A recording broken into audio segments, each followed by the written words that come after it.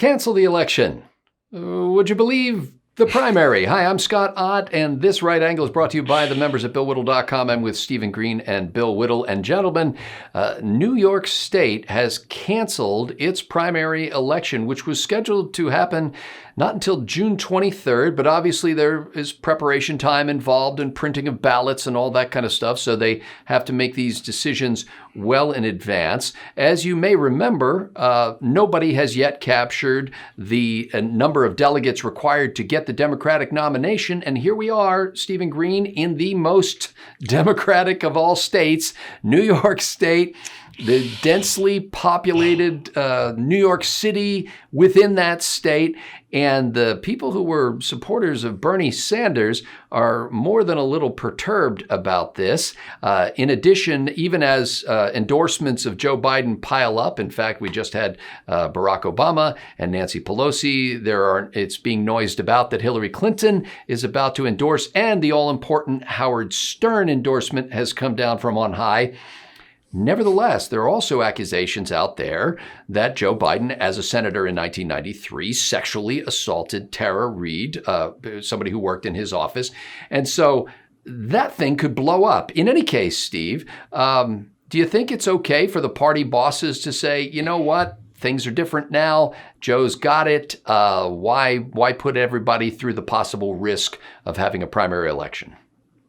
Yeah, it's their party. They can do whatever the hell they want. They could elect their nominee by lottery for all I care. They can anoint them in a bath or something. It's their party. It's their rules. They can do whatever. The risk, of course, is alienating their own voters. The whole idea of a primary season is you work out this stuff against each other so that you can come together around the nominee. And when you take that opportunity from voters away, I think maybe they start to get resentful.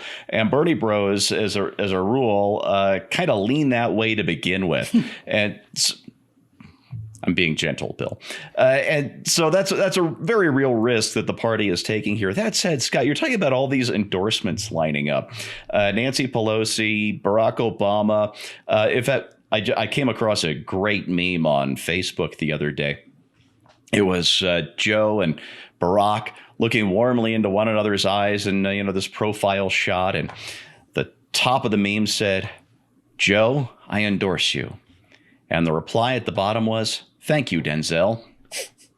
Anyway, you're talking about all these people lining up to endorse Joe Biden. And what it reminds me of is Joe Pesci getting made in Goodfellas. Goodfellas is just one of the best mobster movies of all time. And Joe Pesci is, he's playing the Joe Pesci character. It's a true story. But the Joe Pesci character is this loose cannon. He actually killed a made guy, which in the mob world is a huge no-no for insulting him in a bar. And, I figured they got away with it and all that stuff. But Joe Pesci has been earning enough and enforcing enough and all the other good things that he's going to get made. He's going to get his button, right? He's going to be a made guy, and then nobody can mess with him anymore. And he meets up with his other made guy that's supposed to bring him to this very solemn mobster ceremony where he gets his button. And they walk into the very nice room in this very nice house. And the only thing there is another guy and a bunch of plastic on the floor. And they off him right there. His last words were, "Oh no," when he saw the plastic on the floor. And I just get the feeling that this is what they're setting up Biden for. Hey, Joe, you get to be the nominee. You're going to be president, and we're going to take you to the convention, and we're going to make you the nominee. And then they're going to figure out some way to ditch this guy and put whoever it is they actually want on the ticket. Now, Bill Whittle, it would seem, if you just look at the surface of things, that this might be, under normal circumstances, a prudent measure. And again, with the caveat that you've got to do things well in advance because these events take time to plan, that it's, if they're going to call it, now's the time to call it. But there are these inherent weaknesses, not only in the accusations against Joe Biden regarding Tara Reade and the sexual assault, but as Steve pointed out, the process of going through a primary is really to give your party faithful the opportunity to rally around somebody and, frankly, to put him to the test. So he has to go, to the different states. Now, in this case, he can't go there, but he should have to make his case to the people of New York State. Do you think he goes in as even weaker than you already think he is because there won't be any kind of a contest?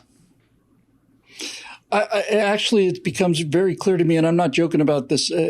Once you understand just how cynical this party is and how deeply they despise the idea of democracy, the Democrats, the entire invention of superdelegates is one of the. It's all you need to know about their respect for democracy. The idea that the party can appoint people to vote the way the party wants them to vote, as opposed to the people who are pledged based on what the actual people voted for. They're like I said, they're the designated hitters of politics.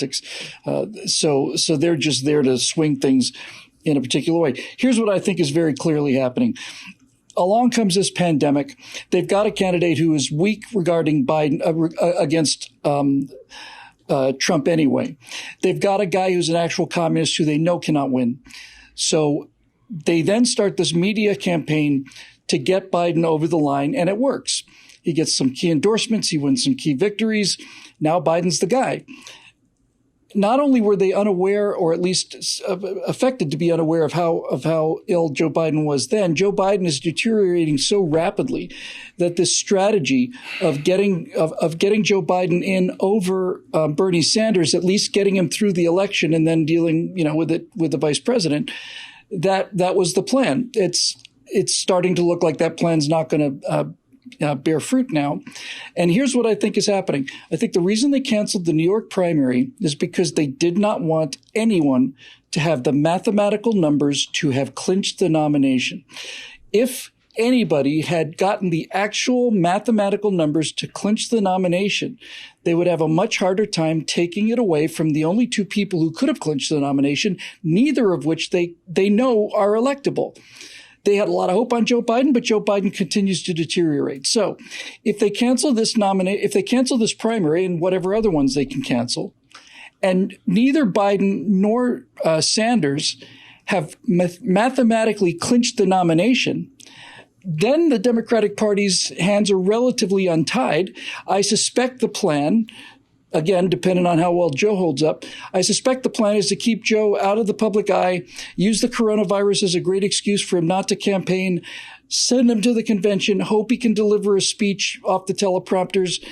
And then once the convention has ended and Joe Biden is the nominee, these are the rules of the Democratic Party, and they're pretty clear.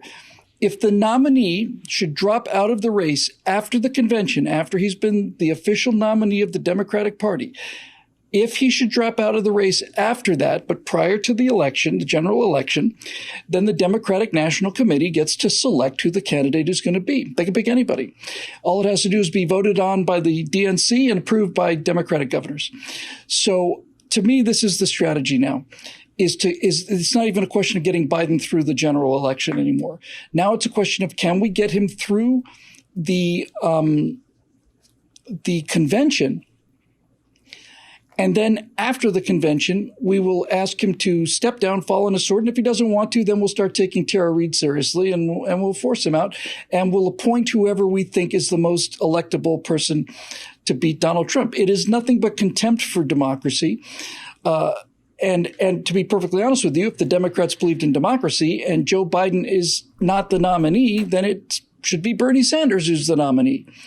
But by not having, if either one of them had clinched the nomination prior to the convention, the case for deposing that person is much weaker. What the Democrats want is they want to be able to say, well, he didn't actually win the nomination. They want to maintain, I don't see any other explanation for it. They want to maintain an aura of illegitimacy around Biden, since I suspect they think they're going to have to jettison Biden.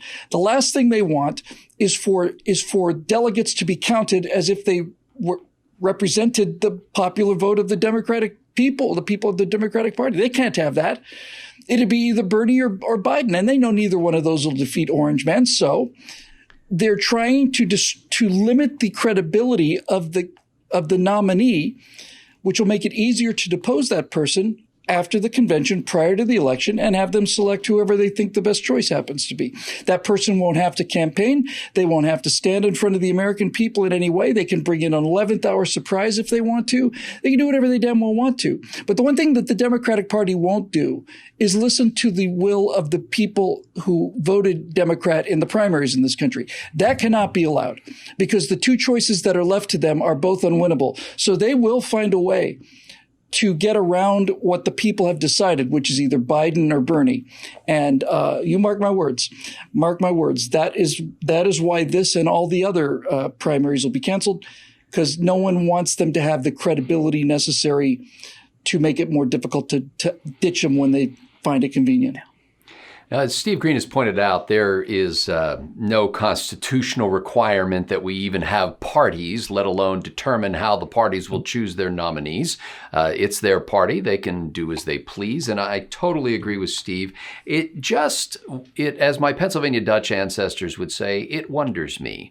It wonders me that in the year 2020, when it comes to pass that it may be difficult to safely conduct an in-person vote on something that is not a constitutional mandate, really just a beauty pageant when it comes right down to it. You know, what are New Yorkers going to do on June 23rd instead of going to the polls? Oh, I suggest that some of them will order their groceries from Amazon.com. Others may decide to file their taxes either on a piece of paper that they mail in, or they may do it online. Some people may pay their electric bill, their water bill, and every other bill that they have using their telephone. I don't know. Some of them may have a doctor's appointment where the doctor actually appears on a video screen and diagnoses their condition and writes a prescription for them. Others will be having meetings from their workplace while they sit in their pajama pants in their adjustable beds at home. It just seems to me that there's no reason that you can't let the people in your party have a voice in the process when we've established this long track record of that's how it should work. It's no longer smoke-filled room, allegedly, and party bosses, as Bill has indicated that it's become. There has got to be, there's a failure of imagination on the part of the Democratic Party. You still have access to computers. You still have access to telephones. You still have access to the postal service. The fact that you're not doing this, and frankly, you could do it in a way where people actually show up and you maintain social distances and hygiene habits and all that kind of stuff. But the fact that you're not doing this raises unnecessary suspicions on the part of people who aren't already enthusiastically in the Biden camp. And the last thing in the world you want to do if you're the Democratic Party is reduce enthusiasm for the presumptive nominee. If anything, you want to build his credibility. If anything, this would be the time when the Biden campaign should stand up and say, you know what, the people of New York should have an opportunity to speak. We're going to email them out a Survey Monkey survey. Or something, some way of being able to register their views on this. They won't do that. That will weaken an already weak candidate. And I think in the long run, it hurts the Democratic electoral process to make people think, whether it's happening or not, to make people think that there are forces behind the scenes that are manipulating things and they're out of our control. You wonder why there's voter apathy? You wonder why you have an in-person balloting process that so few people show up for? Maybe it's because they think that their votes just don't matter. And New York State has just reinforced that notion. For Stephen Green and Bill Whittle, I'm Scott Ott. Thanks to the members at beleaguered.com for making Right Angle possible.